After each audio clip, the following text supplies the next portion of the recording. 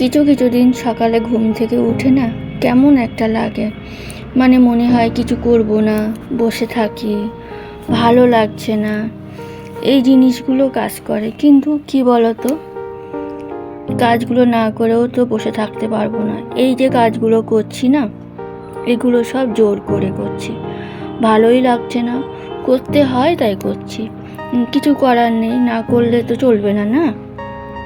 তার জন্য মানে কিছু কিছু দিন আমার এরকম হয় যে এতটা পরিমাণে শরীর দুর্বল লাগে, এনার্জিটা থাকে না, ভালো লাগে না সংসারে কাজকর্ম করতে, রান্নাবান্না করতে, মানে টোটাল সব কাজ, কোনো কাজ করতেই ভালো লাগে না। কিন্তু কিছু করার নেই, করতে হবে, তাই শুরু করলাম ঝটাপট। ভাবলাম যে না, সেই তো আমারই করতে হবে, না তো আমার জন্য সব পড়ে থাকবে। শুরু করে দিলাম ঘর বাড়ির পরিষ্কার পরিচ্ছন্ন কাজ। সকাল বন্ধুরা, কেমন আছো তোমরা? আশা করি সবাই ভালো আছো, আমরাও ভালো আছি। আমি রিঙ্কু আবার চলে এলাম তোমাদের সামনে নতুন একটা ভিডিও নিয়ে। আজকে একটু বেলা করে ভিডিওটা শুরু করলাম। ঘুম থেকে উঠতে দেরি হয়ে গেছে, কেননা কালকে অনেকটা রাতে শোয়া হয়েছে। তখন 2:30 বেজে গেছে রাতে শুতে। আর 2:30টার সময় শুলে কি হয়, সকালবেলা উঠে সকালবেলা ঘুম ভাঙতে দেরি হয়ে গেছে। তার জন্য ভিডিওটা একটু বেলার থেকে শুরু করলাম। সকালবেলা উঠেই না আমি সমস্ত সব কাজ করে নিয়েছিলাম, শুধু ঘর বাড়িগুলো ঝাঁট দেওয়া হয়নি, সেটাই ঝাঁট দিলাম আর একটু তোমাদের সঙ্গে শেয়ার করলাম। চলো, আর দেখি কি রান্না বান্না করবো এখনো ঠিক করিনি, বুঝলে। আর খাওয়া দাওয়াও এখনো হয়নি, করবো, দেখা যাক। খাওয়া দাওয়া মানে যা আছে ভাত তরকারি সেইগুলোই আমি আর শুধু খেয়ে নেবো। আর রান্না বান্না কি করবো তোমাদের সঙ্গে শেয়ার করবো। আর আজকে বেশি রান্না করবো না, কেন বলো তো, কালকে খাবার দাবার অনেকটা আছে। যেহেতু কালকে আমি ভিডিও করিনি, কালকে আমি উচ্ছে আলু চচ্চড়ি করেছিলাম, সেটাও আছে। অল্প শাক ভাজা আছে, পালং শাক ভাজা করেছিলাম, সেটাও আছে। এই জন্য ভাবছি আজকে একটা ঝোল ভাতের দিকে যাবো। এখন দেখি কি করবো, বাঁধাকপি আছে, ফুলকপি আছে, এখন বুঝতে পারছি না কি করবো, দেখা যাক। চলো, আর আজকে সামান্য অল্প একটু কাঁচাকুচি আছে, সেগুলো করবো কি করবো না, দেখা যাক। আজকে না কোনো কাজ করতে আমার ইচ্ছে করছে না, মানে একটু মনে হচ্ছে একটু রান্না বান্না না করলে মনে হয় ভালো হয়। এটাই হচ্ছে, এটা হয় আমার মাঝে মধ্যেই হয়, জানি না কেন। দেখো বন্ধুরা, আজকে দুপুরবেলা রান্না বান্না করবো ফুলকপি, আলু আর ট্যাংরা মাছ দিয়ে এই যে একটা তরকারি করব। আর বেগুন এখানে লবণ হলুদ চিনি মাখিয়ে রেখেছি, বেগুন ভাজা করবো। আজকে দুপুরে এই রান্না করবো, বেশি কিছু করবো না। চলো, এদিকে তেল বসিয়ে দিলাম মাছ ভাজার জন্য, আর মাছগুলো আগে ভেজে নেব, তারপরে বেগুন ভাজা করব। ওই জন্য ভাবলাম যে আগে মাছটা ভেজে নিয়ে তারপরে আবার কড়াটাকে মাজতে হবে, কেননা বেগুন ভাজা করার আগে কড়াটা না মেজে নিলে গন্ধ বেরোয়, আঁশটানি গন্ধ বেরোবে। ওই জন্য মাছটা আগে ভেজে নিলাম। আর মাছটা ভাজা হয়ে গেলে কী হবে বলো তো, তাহলে তরকারিটা আমি বসাতে পারবো। আর এদিকে মাছটা ভাজাও হয়ে গেছে। আর এদিকে দেখো এক এক করে আমি, যেহেতু আলু ফুলকপি দিয়ে মাছ দিয়ে ঝোল করব, ওই জন্য ফুলকপি আলু একটু ভেজে নেব, তাহলে ভালো হয় খেতে।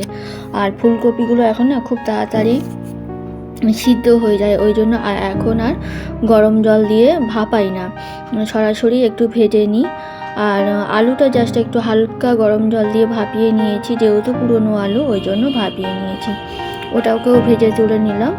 আর এইদিকে যে তেলে, মাছ ভাজার তেলে জিরে, পেঁয়াজ, একটু কাঁচা লঙ্কা আর টমেটো আর অল্প আদা, অল্প রসুন দিয়ে ভালো করে কষিয়ে নিলাম মশলাটা। নিয়ে তারপরে ভাজা আলু আর এখানে ফুলকপিটা দিয়ে দিলাম, দিয়ে এটাকেও ভালো করে কষিয়ে নিলাম। আর এই দেখো, হয়তো ক্যাপসিকাম কেটে রেখেছিলাম, ক্যাপসিকামটাও দিয়ে দিলাম হলো ফুলকপির মধ্যে, দিয়ে এটাকেও ভালো করে একটু কষিয়ে নিয়ে ওই যে মাছ ভাজা করেছিলাম কড়াইতে, সেই কড়াইতে না জল বসিয়ে দিয়েছিলাম, গরম জল।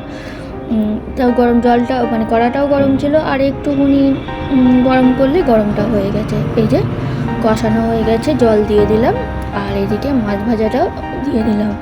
যেহেতু মাছটা বেশ কড়া করে ভেজেছি সেহেতু মাছটা দিয়ে দিলাম। এই দেখো প্রায় হয়ে গেছে। এবারে একটু ধনে পাতা দেবো, দিয়ে এটাকে নামিয়ে নেব। চলো, আর দেখো তরকারিটা বেশ হালকা হালকা হয়েছে, কিন্তু পরে আবার ঠিক হয়ে যাবে। এদিকে কড়াটা আবার মেজে নিয়েছি, নিয়ে তার মধ্যে বেগুন ভাজাগুলো বসিয়ে দিচ্ছি। আর আজকে বেগুন ভাজাগুলো কাটতে না একটু অন্যরকম হয়ে গেছে, কি ভাব ওই যে ইচ্ছে করছিল না, তার জন্যই কেমন একটা সাইজ হয়ে গেছে। ঠিক আছে, নাও কি করব। এর মধ্যে বেগুন ভাজাটাও হয়ে গেছে, আর বেগুন ভাজাটা না খেতে খুব ভালো হয়েছিল। আলু ফুলকপির তরকারি ট্যাংরা মাছ দিয়ে, আর এইখানে বেগুন ভাজা করেছি। আজকে বেগুনটা আমার একটু কাটতে মানে একটু অন্যরকম হয়ে গেছে, আর কি করা যাবে না। আর এইখানে দেখো কালকে পালং শাক ভাজা করেছিলাম রসুন ফোড়ন দিয়ে, আর এইখানে পুঁই শাকের মিটুলি, পাকা মিটুলি তেল করেছিলাম শুকনো লঙ্কা ফোড়ন দিয়ে, এটাকে লবণ হলুদ দিয়ে তেল করেছিলাম। এই যে এগুলো সব কালকের আছে, এটা আজকে রান্না। এই যে শুভ সন্ধ্যা বন্ধুরা, সন্ধ্যাবেলা চা বানাতে চলে এলাম। আর এখানে চা তো প্রায় হয়েই গেছে, চলো চাটা এবারে ঢেলে নিই। আর আজকে সসপ্যানটা দেখছো, এটা বলো অন্য সসপ্যান বের করে নিয়েছি। এটা উল্টোভাবে ঢালতে হয়, না তো সব পড়ে যায়। চলো, চা হয়ে গেছে, 2 কাপ চা করে নিলাম আমার জন্য আর শুনুর জন্য। আর একটু আজকে মুড়ি নেই, আজকে একটু বিস্কুট দিয়েই খাবো। চলো, এক এক দিন এক এক রকম দিয়েই খাওয়া যাক, আর কি করব। তারপরে একটু দোকানে গেছিলাম, মানে সবই আছে মোটামুটি। আর এই ডালগুলো ফুরিয়ে গেছিলো, 2 রকম ডাল ফুরিয়ে গেছিলো। একটু লবঙ্গ এনেছি, আর একটু মাজন এনেছি, আর এটা হলো জোয়ান এনেছি। ডালগুলো না থাকলে না মানে শনিবার বা রাতে অল্প কিছু করতে হবে, তখন ডাল না থাকলে খুব অসুবিধা হয়। ওই জন্য একটু ডাল আনলাম, মটর ডাল আর মুসুর ডাল আনলাম। আর ওইদিকে মুগ ডাল আছে আমার, ওই জন্য এই 2 রকমই ডাল নিয়ে এলাম। এনে ভাবলাম যে একেবারে গুছিয়ে রেখে দিই, না তো আবার কখন কি করব তার হয়তো সময়ও হবে না। আর এইদিকে দেখতে পাচ্ছ কত বাসন, সন্ধেবেলা ওই চায়ের বাসন টাসন ছিল, ভিডিও করেছিলাম, সেসব বাসন সব মেজে নিয়েছি। তোমরা দেখছো অল্প, কিন্তু ওইদিকে আরও আছে। চলো এবার এইগুলো গুছিয়ে যে যার জায়গায় সব রেখে দিই, পরে আবার আসছি। আর ওবেলা আমি ভাত করিনি, ভাত যা ছিল সেটাই গরম করে খেয়েছিলাম। রাতে আবার ভাত করতে হচ্ছে, যেহেতু বাবু বাড়ি চলে আসবে। আর রাতে বেশ গরম গরম ভাত ভালোই লাগে। ভাতটা আগেই বসিয়ে দিয়েছিলাম, ভাতও হয়েও গেছে। এইবারে একটু উপর দিয়ে দিচ্ছি, দেখি এরপরে আর কি কি কাজগুলো আছে সেগুলোও করব। চলো ফ্যানটা ঝেড়ে নিই।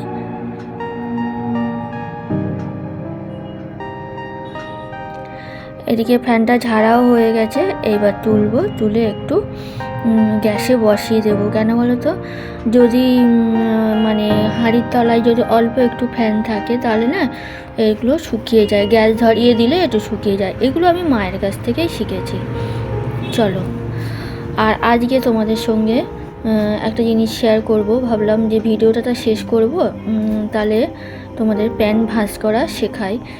তোমরা কম বেশি সবাই হয়তো জানো, তবু মনে হলো যে আমি একটু শেয়ার করি, সেটাই করছি। এই যে দেখো, এটা বাবুর প্যান। তোমরা যদি কেউ এরকমভাবে ভাঁজ করতে জানো আমাকে কমেন্ট করবে। এটা না আমি ইউটিউব থেকে শিখেছি, আর খুব সুন্দর ভাঁজ হয়। আমি দেখেছি ভাঁজ করে রেখে দিলে না, তাহলে দেখা গেল হাত থেকে প্যানটা পড়ে গেল, মানে প্যানটা না আর হুড়িয়ে যায় না। এত সুন্দর না, কি বলবো, মানে অনেক কিছু শেখার আছে বন্ধুরা এখনও। আর শেখার তো কোনো বয়স হয় না, মানে যতদিন বাঁচবো ততদিন হয়তো শিখতেই হবে। কি সুন্দর দেখো, আমি দেখো ছুঁড়ে ফেলে দেব, কিন্তু প্যানটা কোনো মানে এই দেখো কোনো মানে হুড়াচ্ছে না, একটা সেট হয়ে আছে, খুব সুন্দর। আর বেশ পাটে পাটে ভাঁজ করা থাকে, খুব ভালো লাগছে দেখো। তাই মনে হলো যে তোমাদের সঙ্গে আমি একটু শেয়ার করি। চলো, ভিডিওটা কেমন লাগলো জানাবে কমেন্ট করে। আর যদি ভালো লাগে তাহলে লাইক শেয়ার কমেন্ট করো, আর আমার চ্যানেলটাকে সাবস্ক্রাইব করে দিও। ফিরে আসছি অন্য কোনো ভিডিও নিয়ে। সবাই ভালো থেকো, সাবধানে থেকো, টাটা।